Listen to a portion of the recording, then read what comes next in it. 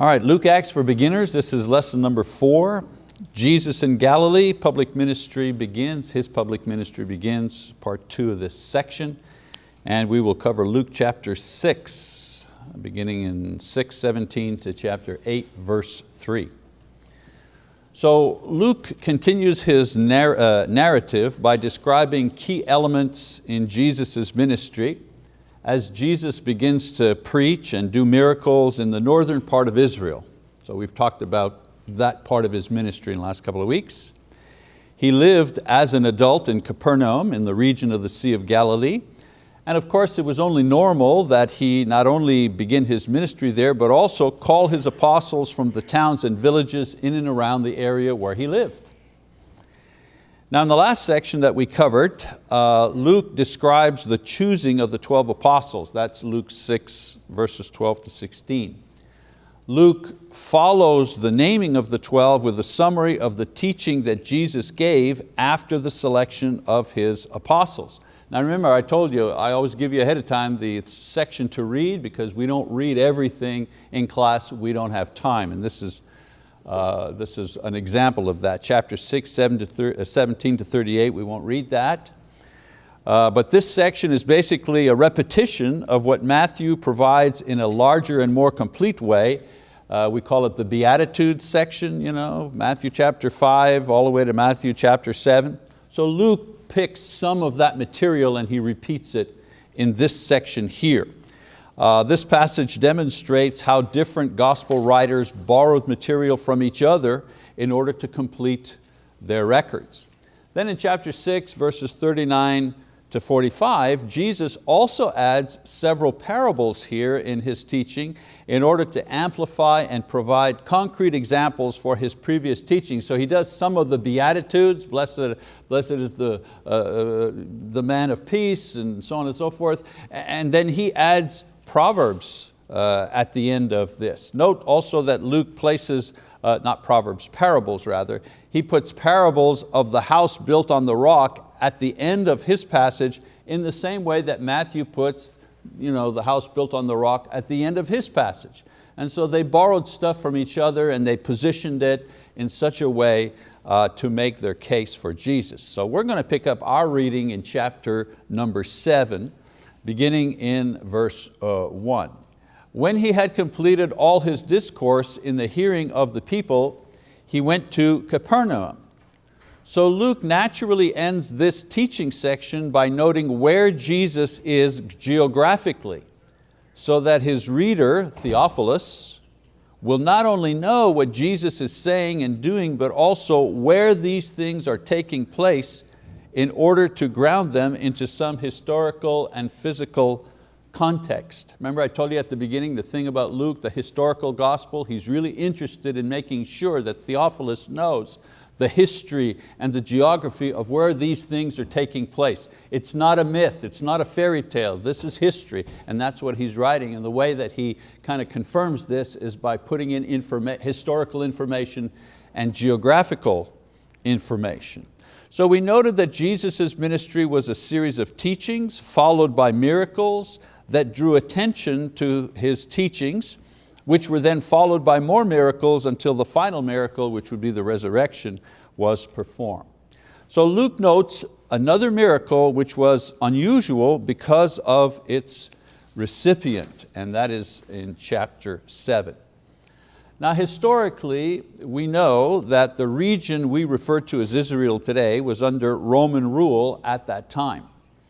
The Romans permitted a limited form of a kind of a self-rule with local Jewish kings who were appointed to manage political and social affairs under the direction of the Roman governor. I mean, the Romans were in charge. They just allowed the Jewish kings and governors to kind of do their job. The Roman governor, Pilate, who commanded the soldiers posted in Jerusalem as well as other key locations throughout the country in order to maintain the peace. So long as there was order, so long as there was peace, so long as the taxes were being collected, they left you alone. The moment there was trouble, they had enough soldiers there to take care of business and take over direct control. headquarters for the Roman forces in Judea was in Caesarea, which was on the coast of the Mediterranean Sea. The Roman army, they had legionnaires. Legionnaires were the infantry soldiers that made up the bulk of the Roman army. They were recruited from Roman citizens. They were free citizens. Interesting fact, the minimum height, 4'11", which shows you that people were not as tall as they are today. 4'11", minimum height. And they were recruited between the ages of 14 and 19 years of age. A legion had 6,000 soldiers, and by 23 AD, Rome commanded 23 of these legions.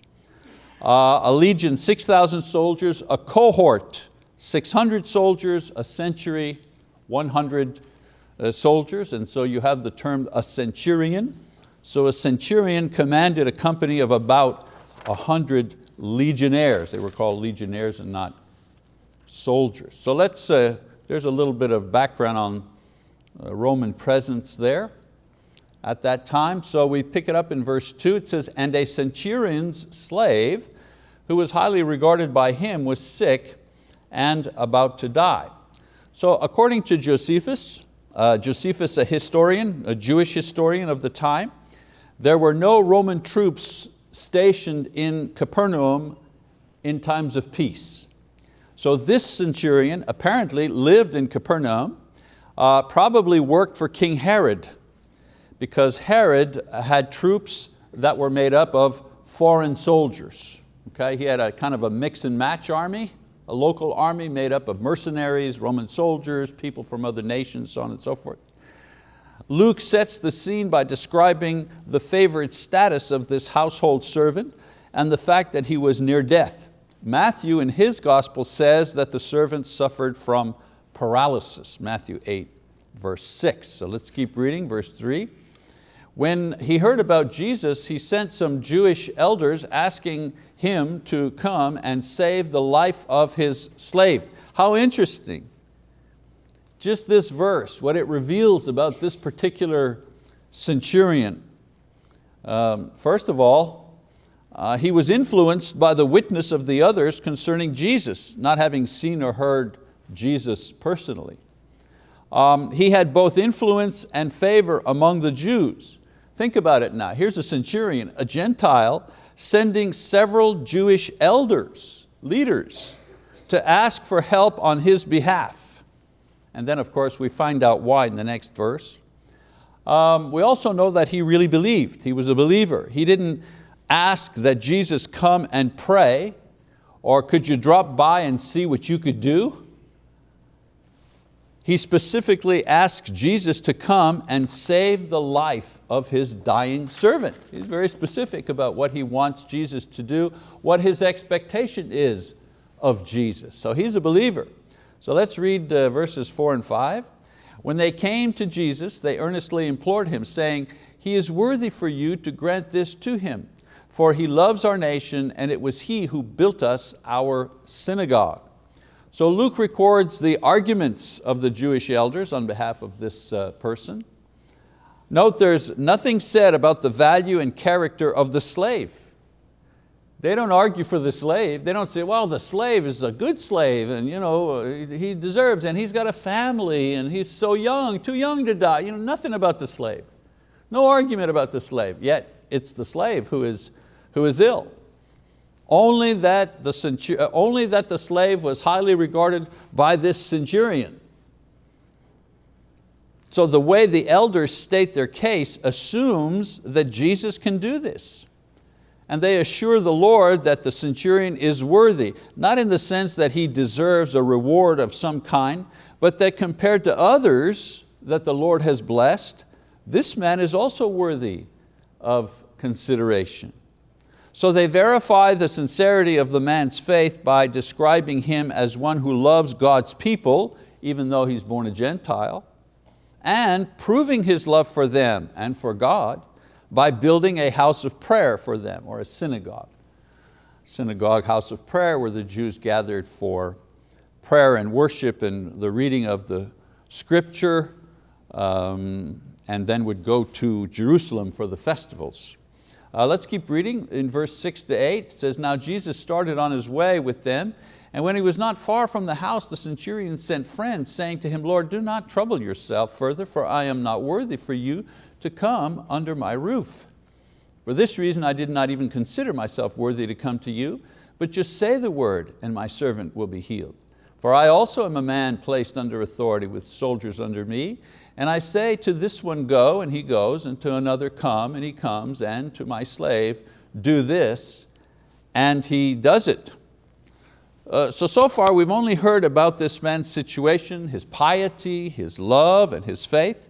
But in this passage, we hear the centurion speak, and in his speaking, we learn several more things about this very unusual man. For example, we learn that he is pious. He's a pious man. Piety is a lost virtue in our society. In our society, the highest virtue is cynicism. We're cynical about anything that is big. The government, the leaders, we're cynical. We're always trying to find a weakness. We rejoice in the fall of the great. It doesn't matter if it's somebody in sports or politics, religion, oh, that's a special juicy one when that happens. But piety, that's not something that we pursue. I think if you ask just the man on the street, define the word piety, it would not even click. Today the man on the street can tell you all the heroes in the Avengers or who's at Comic-Con, and all that business. The plot lines of Wonder Woman and Aquaman, they know all of that stuff. But wouldn't have a clue as to what piety is all about. Piety is a respect for godly things and godly people. That's what piety is in a nutshell.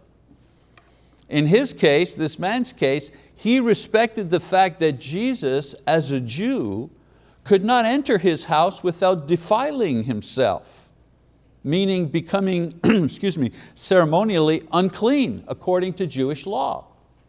There's piety, recognizing that the thing that you've asked a person to do would compromise them religiously. Seeing that Jesus is about to do so, he sends friends to stop him. He wanted his slave healed, but not at the expense of putting Jesus in a compromising position by openly violating the law, because that's what he would be doing if he entered the Gentiles' home. Jesus already had enough trouble with people for healing people on the Sabbath and associating with, quote, sinners. Now he was going to walk right into a Roman centurion's house. Wow, that was big trouble, big time. We also find out that he is a humble person. Humility, basically, is having a realistic evaluation of ourselves. Basically, that's what humility is. This man recognized that Jesus' power was from God and greater than his own that came from man. And thus he placed himself in the correct position before Jesus, asking him to exercise that power, in other words, say the word, in order to heal his servant. So let's keep reading. Verse 9. Now when Jesus heard this, he marveled at him and turned and said to the crowd that was following him, I say to you, not even in Israel have I found such great faith. When those who had been sent returned to the house, they found the slave in good health. Rarely does Jesus marvel at what men or women do. But here he does so because this Gentile fully grasped the concept that Jesus' power was embodied in His word. The apostles were still bumbling around. They were seeing the miracles and they still didn't get it. And this centurion understood that his power was in His word. Just say the word, he says.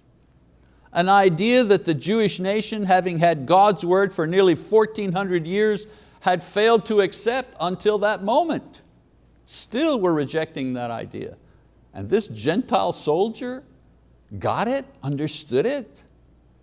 So Luke notes that at this moment, the slave was fully healed. So as if to confirm that the power is in Jesus' word, Luke follows up the healing of the centurion slave, the miraculous healing of the centurion slave, with an even greater miracle. That is the raising of the dead. So Luke quickly sketches out the situation. He again pinpoints the location of where Jesus is, Nain, which is a city southwest of Capernaum, and the scene, a funeral procession for the only child of a widowed mother. We don't do that anymore, funeral processions. When I was younger, when I was a kid, even in Montreal, which was a big city, there was a funeral procession for several blocks, usually between the funeral parlor and the church, of course, being raised Catholic.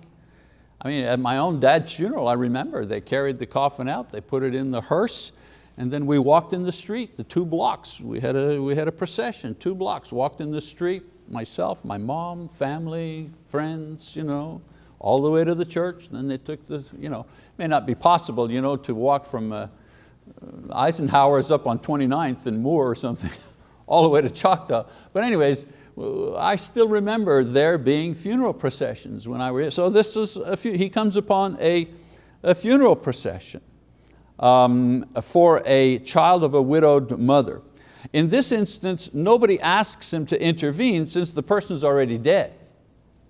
Wouldn't occur to them to ask him to raise this person from the dead. It is his compassion for the mother that moves Jesus to miraculously raise her son from the dead. So let's pick that up in verse 13. When the Lord saw her, He felt compassion for her and said to her, "Do not weep." And He came up and touched the coffin, and the bearers came to a halt. And He said, "Young man, I say to you, arise." The dead man sat up and began to speak, and Jesus gave him back to his mother. Note that He only speaks the word to raise the dead man. And Luke confirms the miracle by noting that the one who was formerly dead began to speak. In verses 16 and 17, Luke describes the excited reaction of the crowd.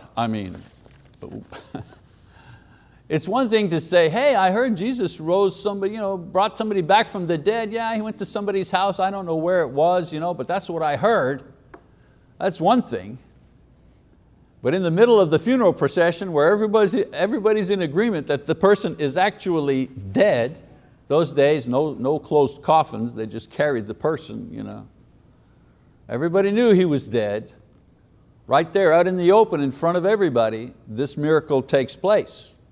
So unlike the healing of the centurion slave done before just a few people and for the slave of a Gentile soldier, this spectacular miracle done before the crowd following Him, His disciples, and the crowd from the city in the funeral procession, there's a big difference. This is a very public miracle. So this particular miracle makes Him famous. This one right here. Famous throughout the nation, not just in His hometown and the surrounding area. And why wouldn't it? Why wouldn't it make Him famous? So Luke is setting the scene for Jesus' eventual appearance in Jerusalem. His works are preceding Him. A healing over here, a teaching over there. Wow, spectacular. He actually raised somebody from the dead. So in Luke chapter 7, verse 18 to 35, which we're going to cover, we need to remember in verse 16, Luke writes that the people were praising God on account of Jesus' miracle, and they were saying that a great prophet had been sent by God. That's in verse 16. So Luke uses this statement as a bridge to summarize and close out the work of John the Baptist, who was the last prophet sent by God to the Jewish people. And the writers often did this. They'd pick a key word in the middle of a narrative, they'd pick a key word, and then on that word they'd build a bridge to another idea. So the word prophet, Luke uses the word prophet to build a bridge in order to summarize the work of John the Baptist. So after this section, Luke will only mention John's execution in chapter 9, verse 7 to 9, or references to him by the apostles and Jesus.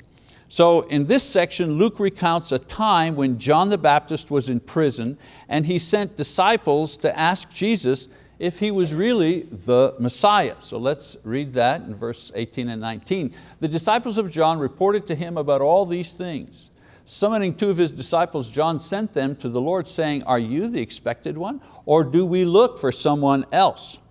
Now some are confused, wondering why would John doubt at this point? Why would he be doubting? All the miracles, everything taking place here, why would he doubt that Jesus is the Messiah? So John's task was to announce the coming of the Messiah and the judgment that the Messiah would bring. In Matthew 3 verse 10, for example, Matthew says, or John is saying, "The axe is already laid at the root of the trees. Therefore every tree that does not bear good fruit is cut down and thrown into the fire." That was John's way of saying, the judgment is coming on you people. The judgment is coming on you people. You better get ready. So it seems that John believed that these 2 events would happen simultaneously. In other words, the coming of the Messiah and the judgment on the people, that would happen at the same time. He was under this impression. When John saw that despite his presence, in other words, despite Jesus' presence, there didn't seem to be any judgment on the people. In fact, the leaders were actually pronouncing judgment on Jesus and attacking Him. John began to doubt and sent to the Lord for clarification and assurance. It's like, well, wait a minute, yeah, okay, you're doing the miracles, you're doing all of this stuff, but there's no judgment. So are you really the Messiah? Did I misunderstand something here? Of course, we know, perfect hindsight, we know that the judgment on the Jewish nation did eventually come some 40 years later in 70 AD, when Jerusalem, the city, was destroyed by Roman legions, the people killed, the temple destroyed. So the judgment did come, it just didn't come exactly at the same time as Jesus' appearance. So we read verse 20, back to Luke. It says, "When the men came to him, they said, 'John the Baptist has sent us to you to ask, are you the expected one, or do we look for someone else?' At that very time he cured many people of diseases and afflictions and evil spirits, and he gave sight to many who were blind. And he answered and said to them, 'Go and report to John what you have seen and heard. The blind receive sight, the lame walk, the lepers are cleansed, and the deaf hear. The dead are raised up. The poor have the gospel preached to them. Blessed is he who does not take offense at me.'" So Jesus in word and deed reassures them that He is the Messiah, doing all the things, the miraculous, the miracles, the teachings, the preaching of the gospel, all of that. He's doing all the things that the prophets said that the Messiah would do. He's doing them all. I find it interesting here is they ask the question, and then Luke says, and then Jesus did all these miracles, and then he turns back around to them and say, yeah, did you just see what I've just done? Go back and tell John, you see? He doesn't just say, well, haven't you heard of the things that I've done? No, he goes ahead and continues to minister and do miracles and healings. And then he talks to the ones that had been sent by John. So when John saw that Jesus in word and deed reassures them that He is the Messiah, doing all the things that the Messiah was supposed to do. And he gives John an exhortation to rejoice in his faith regardless of his circumstances. And then in the last couple of lines of this section here, Jesus finishes by confirming the person and ministry of John the Baptist and condemning the Jewish leaders who rejected John, his baptism, and the Messiah that he proclaimed. So Jesus gives the messengers the message that yes, I am the one. Did you see everything I'm doing? And he also sends a message to John by telling the people, this John, who'd you expect to see? Somebody in fine clothing, somebody at ease. He's the greatest of the prophets. In other words, he gives an attaboy to John. He confirms that John was who he was supposed to be, the one preparing the way. And so John receives confirmation and assurance from the Lord. So even though John had a moment of doubt about Jesus, the Lord encourages the people not to harbor any doubt about John, about his ministry, or about himself. All right, so up until this time, aside from his earthly mother, Mary, and the prophetess Anna at the temple, and those that he healed, no women are prominently associated with Jesus. Luke changes this by introducing a woman who would anoint him and a group of women who would support him. So we begin with what the Bible describes as the sinful woman, and this is in verse 36.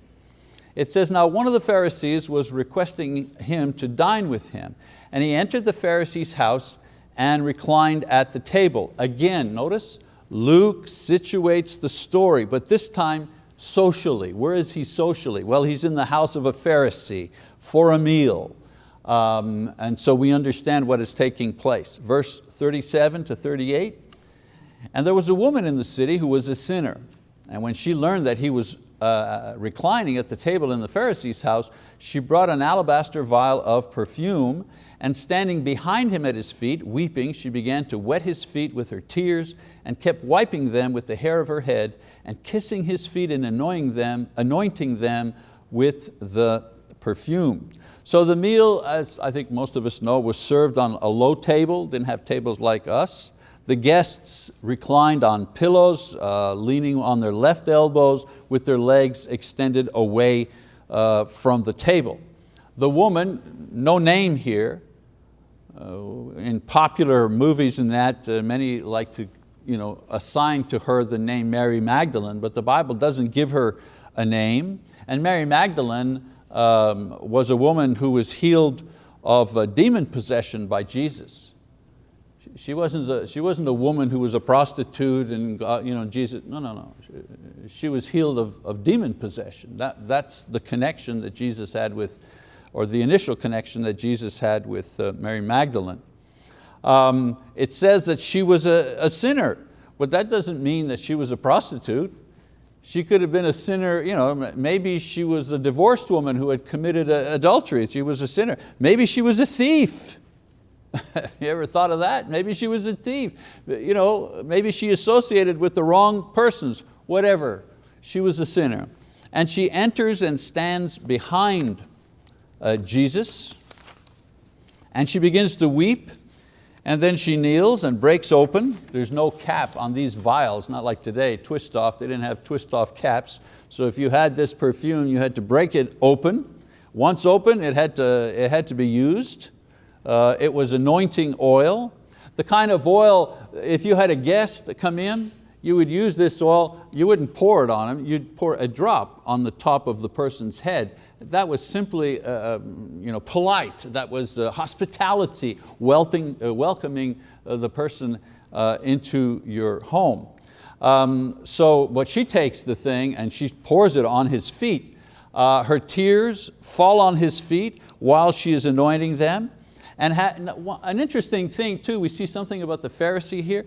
Since there was no basin or towel that was provided to wash his feet when he came in, another basic courtesy, there was nothing like that.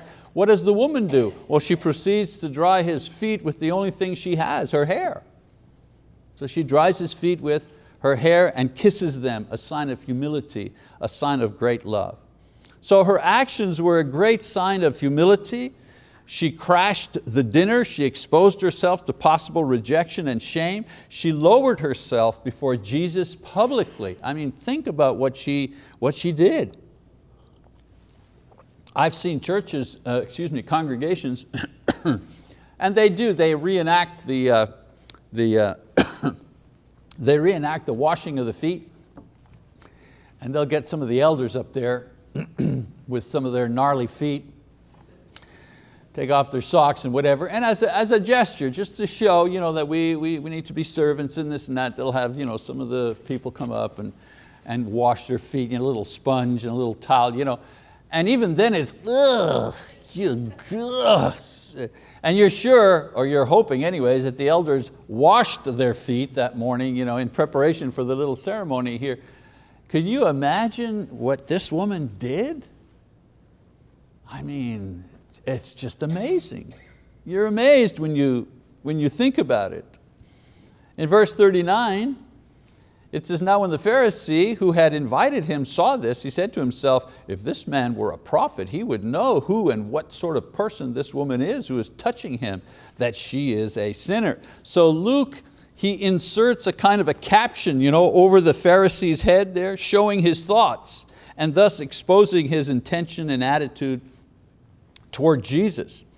So he invited Jesus just to see what was said about him, if it was real, if it was true, to test him. No oil, no washing of the feet, no hospitality. So this episode merely confirmed what other Jewish leaders said. He eats with sinners and tax collectors. He can't be from God. He's not one of us. How can he be from God? He's not one of us, because we'd never do that. Verse 40, and Jesus answered him, Simon, I have something to say to you. And he replied, say it, teacher. A moneylender had 2 debtors, one owed 500 denarii and one 50. When they were unable to pay, he graciously forgave them both. So which of them will love him more?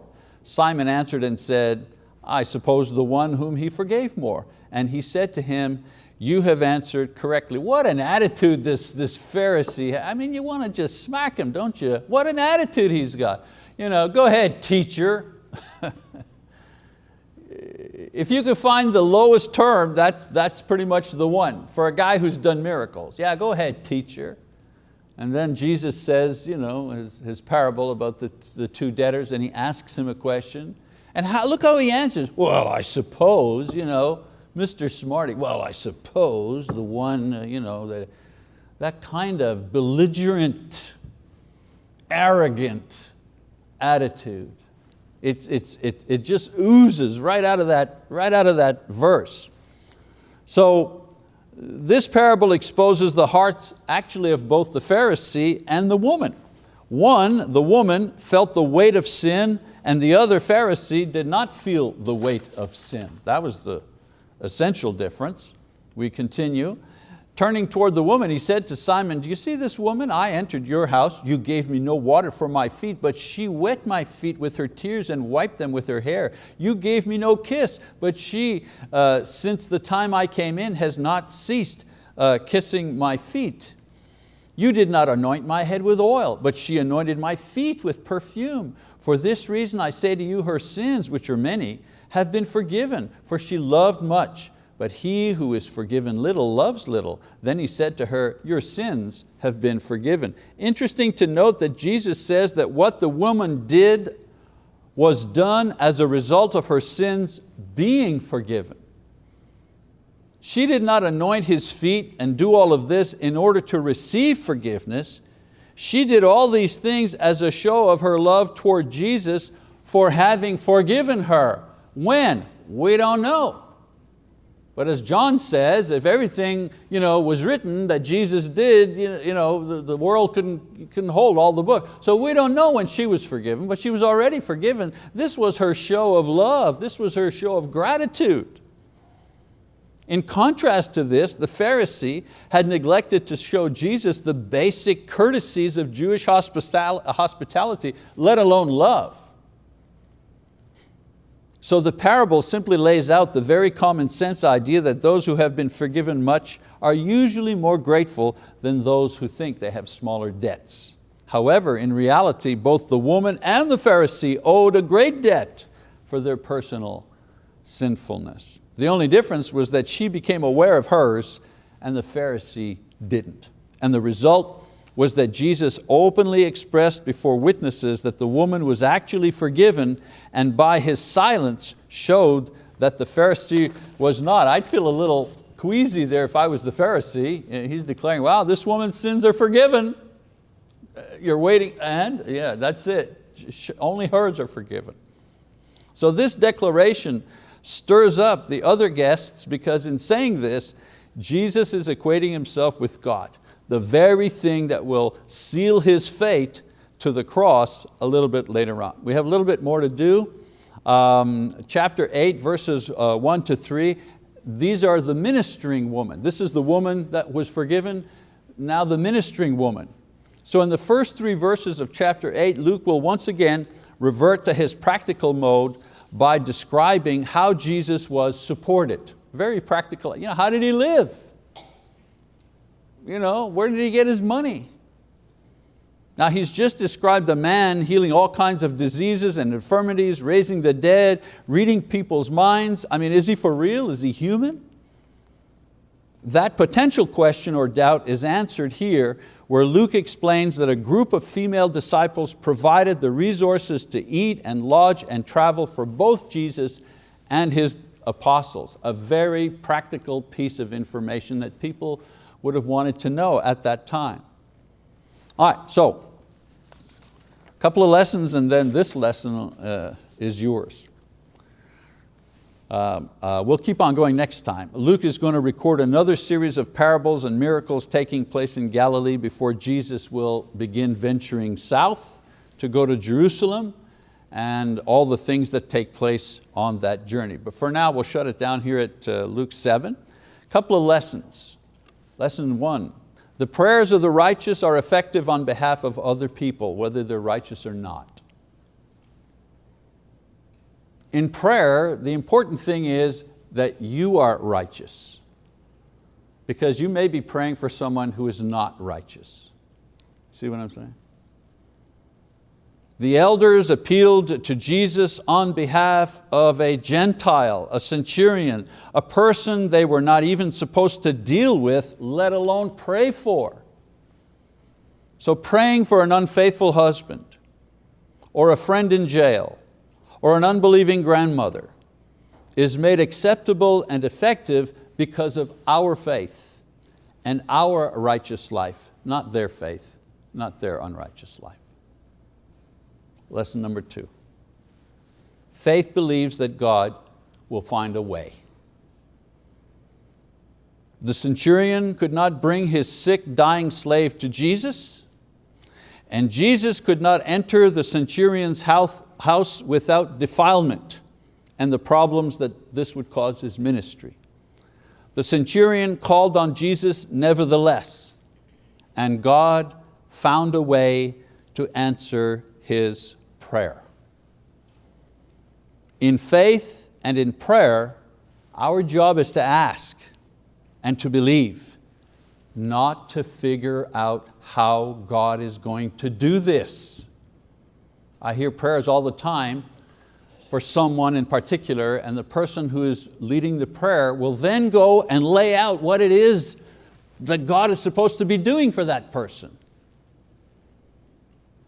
That would be wonderful if God would use my wisdom to carry out His will. But I have found in my life that He usually carries out His will using His wisdom, not mine. My job's to ask and to believe and to persist. His job is to figure out how. Okay. Next assignment, reading Luke chapter 8 verse 4 all the way to chapter 9 verse 50. That's our reading assignment for our next class. Thank you very much for your attention.